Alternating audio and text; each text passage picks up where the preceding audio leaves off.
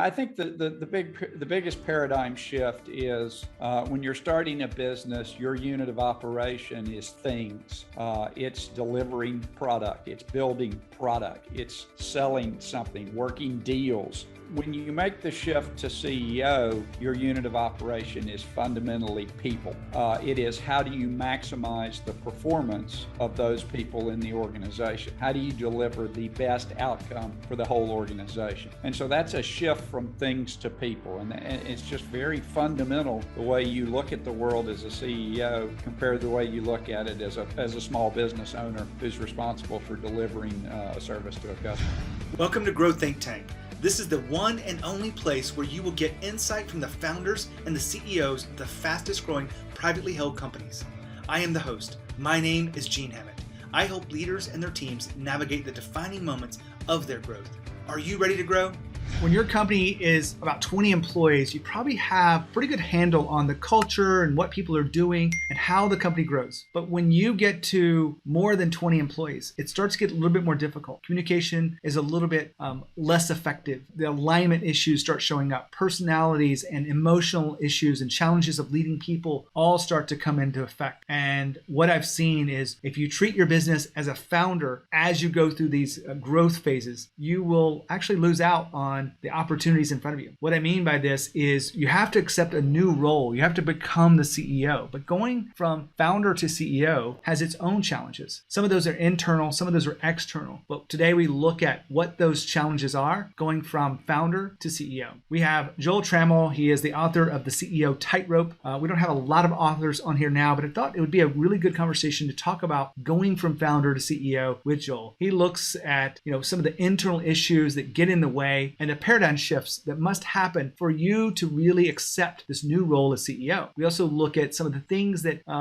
you have to address and think about differently in the role of CEO. All that unpacked in this episode for you. Now, I create content like this for you to be an extraordinary leader. If you're listening to this specific episode, you're either a founder right now that's feeling pressure, feeling overwhelmed, maybe you're not even balanced in your home life and you want to get ahead of that. Well, it takes more than just more sales, and it takes more than just blocking out your time and trying to get more productive, because what I'm here to tell you is there's some internal shifts that are necessary for you to go from founder to CEO. My specialty is helping leaders with just those internal works. We also work on the external as well, but when they play together, when you understand how they're really important to make a mindset shift and shift your strategies, you get a really different kind of feedback loop inside your company. You grow faster, you increase the value, you create a stronger culture, people are empowered, and you become the leader that everyone deserves. If you want to have that conversation with me, just go to genehammett.com and go to schedule your call. I'd love to talk to you about your leadership, about what's getting in the way of you going from founder to CEO. Now, here's the interview with Joel. Joel, how are you? Joel, how are you? Doing well. I am excited to have you on the podcast. Glad to be here. You've got a lot of experience around this world of entrepreneurship and leadership. In fact, you created a company to serve this market. Before we get into the topic today, tell me about Khorus. Yeah, so Khorus was my attempt to provide a software platform for CEOs to lead their organizations. If you look last 30 years in corporate IT, we've provided platforms for the sales leader, the marketing leader, the finance leader, and we've left the CEO, arguably the most important person in the organization, really to manage by running from meeting to meeting and use their calendar and email. And so I believe there needs to be a system for the CEO, just like there's Salesforce for the sales leader or whatever the case may be, to help them organize their operation and run it better. Give me the real snapshot of what does this do for a busy CEO? Yeah, so the real job of the CEO is a communication challenge, right? It's trying to get everybody in the organization rowing in the same direction. Most organizations I go into, their challenge isn't that people aren't working hard, that they aren't trying hard, but often they're working on things that have nothing to do with the goals of the CEO of the organization because there's been a lack of communication. And so the fundamentals of Khorus is around communicating the key direction,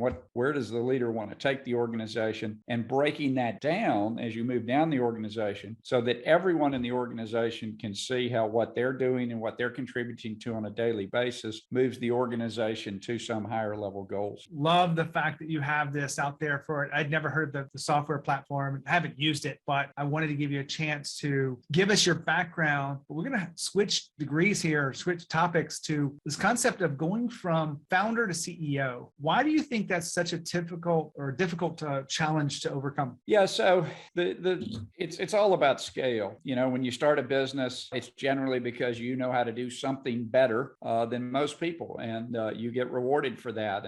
And so you spend your time doing things, selling things, marketing things, delivering product, and you hire some people to help you, and all that's great. And as long as it's a small group that you can communicate and manage on a daily basis, things seem to work pretty good. And you just get busier and busier doing all the things necessary to run the business. And you're doing a lot of work, and you're trying to find time, and you get up to 20 people or something, and all of a sudden you kind of hit a wall where it's really hard to scale past that with you doing all the other jobs in the business. And you really need to learn how to take each of the executive hats and hand those off to somebody else, so that when you're at 50 people, you're no longer doing sales, you're no longer doing marketing, you're no longer creating the product or delivering the product. But that's a challenge, right? It's kind of like you've been playing baseball and you're being very successful playing baseball, and then all of a sudden in the middle of the game we say, no, now we're going to switch and play basketball. And most founders think they need to just play baseball harder, instead of recognizing that it's a change in the nature of the job as you scale the business. And so that's what I spend a lot of time talking with, is how do you go from that transition of being a founder and chief executive and VP of typically all the functional areas, to handing off each of those functional roles, so that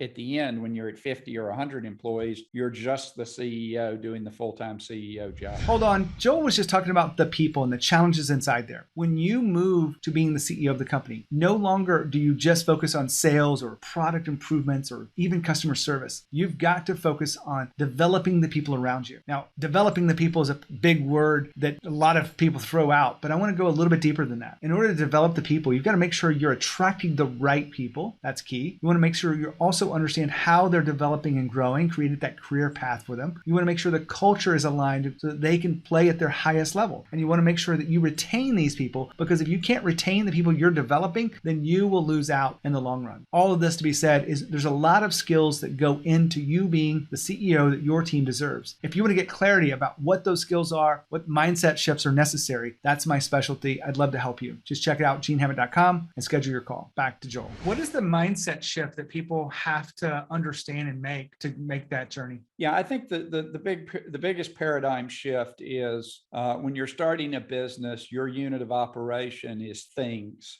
It's delivering product. It's building product. It's selling something, working deals. When you make the shift to CEO, your unit of operation is fundamentally people.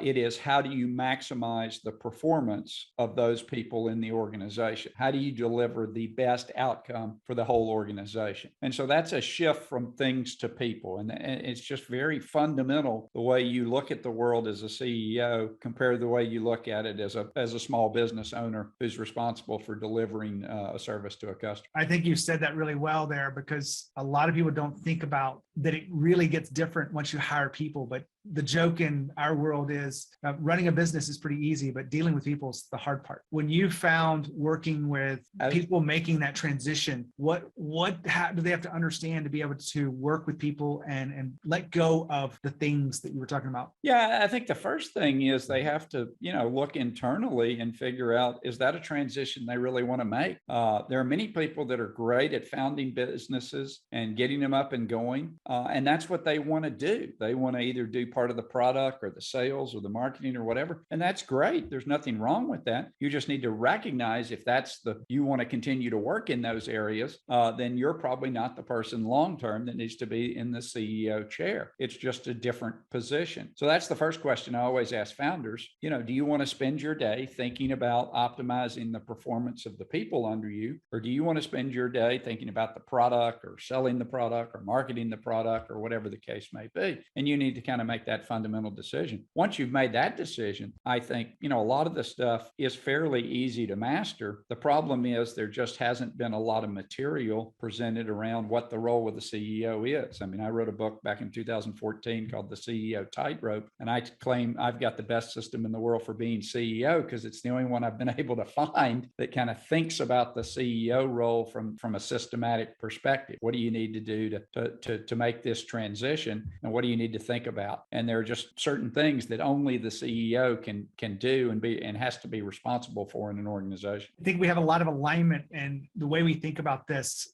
One of the things that my work has uncovered is the importance of people taking ownership of their work and feeling a part of something bigger than just a paycheck. And when you think about that ownership, are you seeing that in your world? Oh, absolutely. I mean, the older I get, the even more important it is, I think, that everyone that's working in your organization shares in the vision that you have for that organization. That vision's been communicated.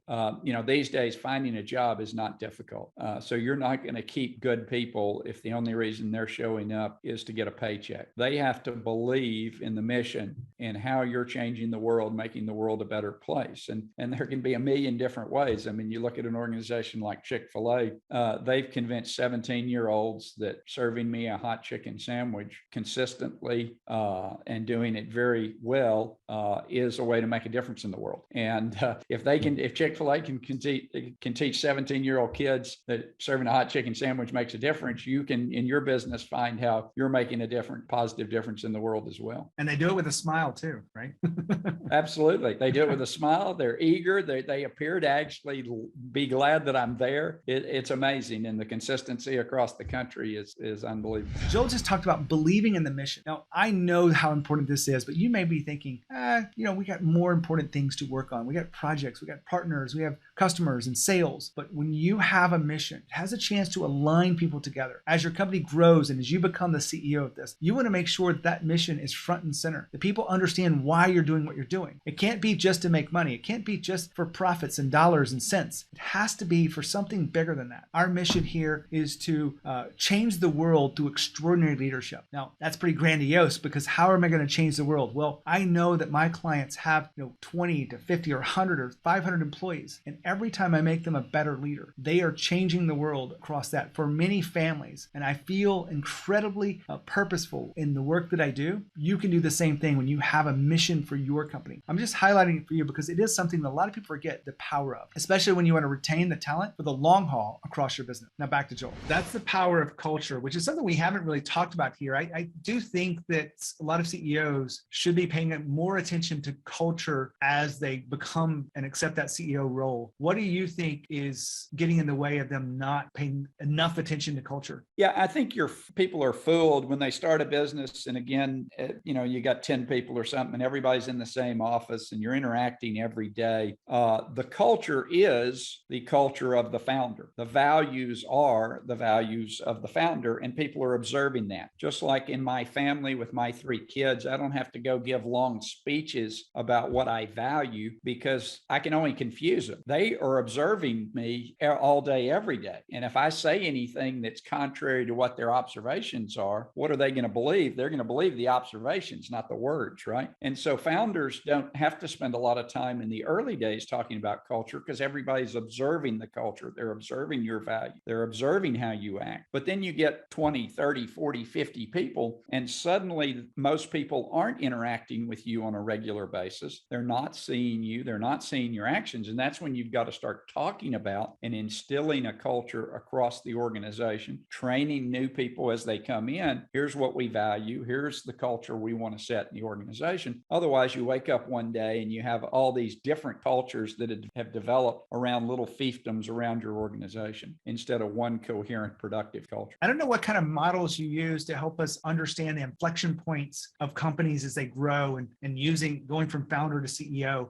Do you have something based on employees, or do you look at it a different way? Yeah, I tend to look at employees. I think, 20 to 25 seems to be kind of a magic number. Most, competent, smart people can probably keep, day-to-day relationships with 20 people, kind of have a good idea what those people are working on. But I think that's where most people kind of max out. And so the transition from 20 to about 100 people is where you have to have all these things in place, or it's just utter chaos if you're trying to do all the jobs, all the executive jobs in the company. So that to me is the sweet spot and the difficult spot. If you can make that transition from 20 to 100 employees, I think you can go to 1,000, 2,000. I've run companies with 3,500 employees. It didn't feel dramatically different to me running a company at 3,500 employees than it did at 250, because I was dealing with basically my executive team and a few other key people. And the fact there were 2 or 3 levels more below me at 3,500 didn't really make that difference. But the real change was from 20 to about 100, where that day to day, you no longer know what everybody's doing, and you have to put in place systems to organize the operation. Now, I know not every CEO makes this journey, and some people would rather stay into certain